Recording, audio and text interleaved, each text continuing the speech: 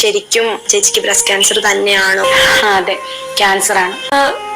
കരയണ്ട എന്നോർത്ത് തന്നെയാണ് ഞാനാണ് ചെന്നത് സംസാരിക്കുന്നത്. നമുക്ക് വേദനയില്ലാത്ത മുഴകൾ വന്നാൽ ഇത് ക്യാൻസർ ആകാൻ ചാൻസ് ഉണ്ട്, നമ്മളത് ശ്രദ്ധിക്കുക. എനിക്ക് ക്യാൻസർ ആണെന്ന് പറഞ്ഞു.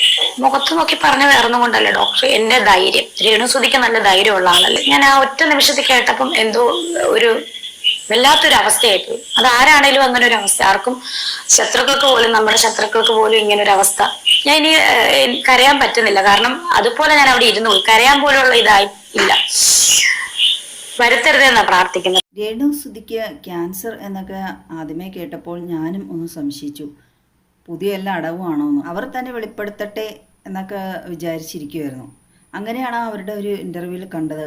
അവർക്ക് ക്യാൻസർ ആണെന്ന് സ്ഥിരീകരിച്ചു. അവരുടെ ബ്രസ്റ്റ് ക്യാൻസറിൻ്റെ ടെസ്റ്റ് റിസൾട്ട്സ് ഒക്കെ അവർ എടുത്തു കാണിക്കുന്നുണ്ട്. ബ്രസ്റ്റ് ക്യാൻസർ ആണെന്ന് പ്രധാനമായിട്ടും ആൾക്കാർ വിശ്വസിക്കാൻ വിമുഖത കാണിച്ചത് എന്താണെന്ന് വെച്ചാൽ അവരുടെ വേഷവിധാനങ്ങൾ തന്നെയാണ്. പിന്നെ അവർ സബ്സ്ക്രിപ്ഷൻ ചാനൽ തുടങ്ങി. അതിലൊക്കെ കാണിക്കുന്ന ഓരോ ഇതൊക്കെ കണ്ടിട്ടുണ്ടെങ്കിൽ നമുക്ക് അവർ ഒരു ക്യാൻസർ പേഷ്യൻ്റ് ആണെന്ന് തോന്നുന്നില്ലായിരുന്നു. ഇത്ര വേദനകൾക്കിടയിലും അവർ ഇത്രയൊക്കെ കാണിച്ചെങ്കിൽ അവരൊരു ധീര വനിത എന്ന് തന്നെ പറയാം. അവരുടെ അധികം വീഡിയോസ് ഞാൻ ഇട്ടിട്ടില്ല. വ്യക്തിപരമായ കാര്യങ്ങൾ, കുടുംബകാര്യങ്ങളുള്ള അങ്ങനത്തെ കാര്യങ്ങളൊന്നും ഞാൻ കൈകാര്യം ചെയ്യാറില്ല, വീഡിയോ ഇടാൻ ഇഷ്ടപ്പെടാറില്ല. രേണുസുതി അവരുടെ ജീവിതമാർഗം, അവരുടെ ലൈഫ് അവരുടെ ഇഷ്ടം പോലെ ജീവിക്കുന്നു. അതിൽ അഭിപ്രായം പറയാൻ കഴിയില്ല. പിന്നെ ഞാൻ ഇട്ടിട്ടുണ്ടെങ്കിൽ അവരെ സഹായിച്ചവരെ അവർ താറടിച്ച് കാണിച്ചപ്പോഴും പിന്നെ അവർക്ക് അനുകൂലമായിട്ടും അങ്ങനെ 1-2 വീഡിയോസ് രേണുസുതിയുടെ ഞാൻ ഇട്ടിട്ടുള്ളൂ. അതേക്കുറിച്ച് ഒരു കണക്കിന് ഓർക്കുമ്പോൾ അഭിമാനം തോന്നാറുണ്ട്. സുധിയുടെ ആദ്യത്തെ ഭാര്യയിലുള്ള കിച്ചു എന്ന് പറയുന്ന കൊച്ചിനെ അവർ ചെറുപ്പം മുതലേ വളർത്തി ഇത്രയും വലുതാക്കിയിട്ടുണ്ടല്ലോ. രണ്ടുപേരെയും സ്വന്തം മക്കളെ പോലെയാണ്. ആ ഇളയ കുട്ടിയാണെങ്കിൽ തീരെ ചെറിയ കുട്ടിയാണ്, 5-6 വയസ്സേ ഉള്ളൂ. രേണുവിനാണെങ്കിൽ തീരെ ചെറുപ്പവുമാണ്. രേണുവിൻ്റെ ഈ അസുഖത്തെക്കുറിച്ചുള്ള വീഡിയോസിൻ്റെ കമൻസിലൊക്കെ ചില ചാനലിലൊക്കെ കാണാം നെഗറ്റീവൊക്കെ.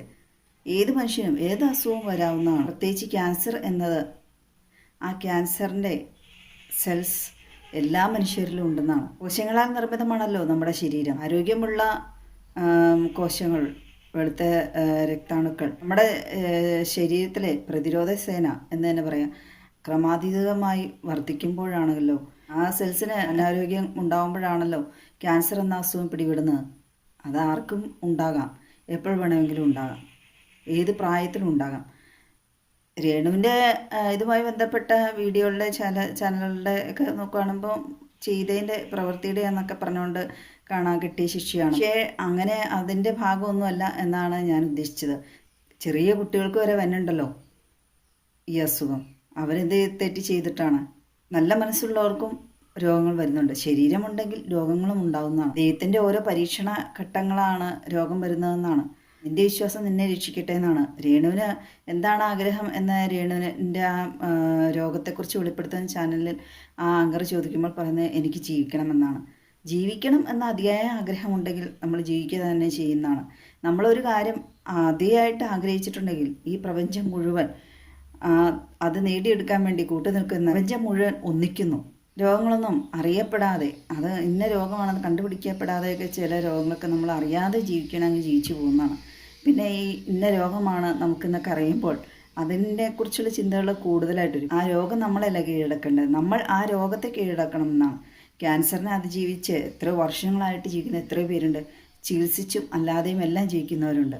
സബ്സ്ക്രിപ്ഷൻ എന്ന സംഗതിയൊക്കെ ആയിട്ട് ബന്ധപ്പെട്ട് ചില ആൺകുട്ടികളൊക്കെ റിയാക്ഷൻ വീഡിയോസിലും അല്ലാതെ ഒക്കെ ഇട്ടേക്കണതാണ്, അയ്യോ നമുക്ക് ഈ സാധനമൊന്നും ഇല്ലല്ലോ, അതുകൊണ്ടാണ് നമുക്ക് സബ്സ്ക്രിപ്ഷൻ എടുക്കാൻ കഴിയാത്തതെന്നൊക്കെ. ഇപ്പോൾ അവരൊക്കെ ആശ്വസിക്കുന്നുണ്ടാവാം അതൊന്നും ഇല്ലാത്ത നന്നായിരുന്നു. കാരണം ലേഡീസിനാണെങ്കിൽ ക്യാൻസർ വരാനുള്ള അവയവങ്ങൾ കൂടുതലാണ്. ബ്രസ്റ്റ്, ഓവർ, യൂട്രസ്, അങ്ങനെ പോകുന്നു. ഈ മാറ് കാണിച്ചുകൊണ്ട് കിടക്കുന്ന പെൺകുട്ടികളുടെ വീഡിയോസ് എല്ലാം ഞാൻ പല പ്രാവശ്യം പറഞ്ഞിട്ടുണ്ട്. നമുക്ക് ദൈവം കരുതി വെച്ചിരിക്കുന്ന എന്താണെന്ന് അറിയില്ല, ചിലപ്പോൾ ബ്രസ്റ്റ് ക്യാൻസർ ആയിരിക്കാമെന്ന്. ഒരഹങ്കാരത്തിൻ്റെ പുറത്ത് ഇതൊക്കെ കാണിച്ചുകൊണ്ട് നടക്കുന്നു. എൻ്റെ പേരൻസിനും ക്യാൻസർ ആയിരുന്നു കേട്ടോ. അതുകൊണ്ട് ആണ് ഈ രോഗത്തെപ്പറ്റി പറയുമ്പോൾ അതൊരു അവസ്ഥയാണ്. ഏത് രോഗവും നമുക്കൊരവസ്ഥയാണ് എന്നാണ്. സുഖകരമല്ലാത്ത ഒരവസ്ഥ, ആ സുഖം അതാണ്. ബ്രസ്റ്റൊക്കെ മാറ്റി വെച്ച് വർഷങ്ങളായിട്ട് ജീവിക്കുന്ന ആളുകൾ എനിക്കറിയാം. അതുകൊണ്ട് ഇത് പേടിക്കാനുള്ള കാര്യമൊന്നുമല്ല. രോഗമാണ് എന്ന് അറിഞ്ഞിട്ടാണോ അല്ലയോ മൂത്ത കൊച്ച് കിച്ചു വിളിച്ചിട്ട് പോലും ഇല്ല എന്നൊക്കെ പറഞ്ഞിട്ട് വിഷമമാണ്. വിളിക്കാതെ ഇരിക്കുമോ എന്തോ ആയിക്കോട്ടെ, കിച്ചു ആ ഇളയ കുട്ടിയെ നന്നായി നോക്കിയാൽ കൊള്ളാമായിരുന്നു. ഈ രേണു ട്രീറ്റ്മെൻറ്റിനൊക്കെ പോകും. രേണുവിന് ഇങ്ങനെ വന്നു എന്നൊക്കെ ഉള്ള ചില വീഡിയോകളുടെ കമൻറ്റുകളൊക്കെ കാണുമ്പോൾ അങ്ങനെ തന്നെ വേണം എന്നൊക്കെ പറഞ്ഞ് കണ്ടു. പക്ഷേ പറയുന്നവർക്കും അങ്ങനെ അസുഖമുണ്ടോ എന്നൊന്നും അറിയില്ലല്ലോ. രോഗങ്ങൾ വരുന്നവരെ കളിയാക്കാതെ ഇരിക്കുക. ഇപ്പോൾ അവനവനില്ലെങ്കിലും അവനവൻ്റെ വേണ്ടപ്പെട്ട ആർക്കെങ്കിലും അതുപോലെ അസുഖങ്ങളുണ്ടോ നിലവിൽ, അതൊക്കെ അറിയാതെ ആയിരിക്കാം ചിലപ്പോൾ മറ്റൊരാൾക്ക് ഇതുപോലെ വന്നു എന്ന് പറയുമ്പോൾ എന്താ പറയുന്നത്, കളിയാക്കുവോ അല്ലെങ്കിൽ എന്തെങ്കിലും രീതിയിൽ താഴ്ത്തിക്കെട്ടി പറയുന്നത്. പലരുടെയും പ്രാർത്ഥനകൾ കൊണ്ട് രേണുവിന് രോഗം മാറി പൂർവാധികം ആരോഗ്യവതിയായിട്ട് ജീവിതത്തിലേക്ക് തിരിച്ചു വരാൻ സാധിക്കട്ടെ.